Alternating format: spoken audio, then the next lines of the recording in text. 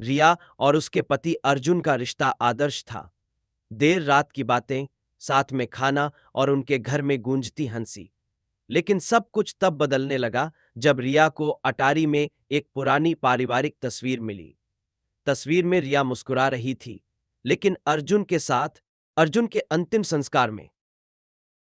हैरान और परेशान, रिया ने इसे एक भद्दा मजाक समझकर नजरअंदाज कर दिया।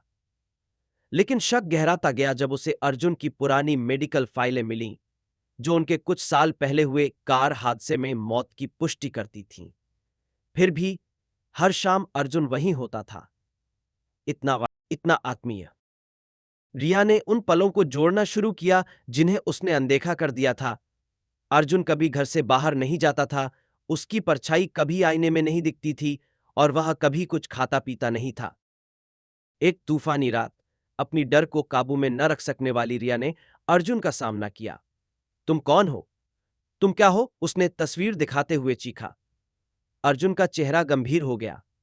मैं इसलिए रुका क्योंकि तुम्हें मेरी जरूरत थी, लेकिन अब सच तुम्हारे सामने है, उसने कहा। उसकी आवाज में एक अजीब गूंज थी। लाइट्स झपकने लगीं और जैसे ही बिजली की चमक कमरे में फैली, अर्जुन की आकृति धुंधली हो गई और गायब हो गई, रिया को अकेला छोड़ते हुए। घर में सन्नाटा छा गया, लेकिन अर्जुन की उपस्थिति की गर्माहट अब भी महसूस हो रही थी। रिया ने महसूस किया कि प्यार मौत के पार भी आत्माओं को जोड़ सकता है, लेकिन अब उसे अर्जुन को जाने देना होगा।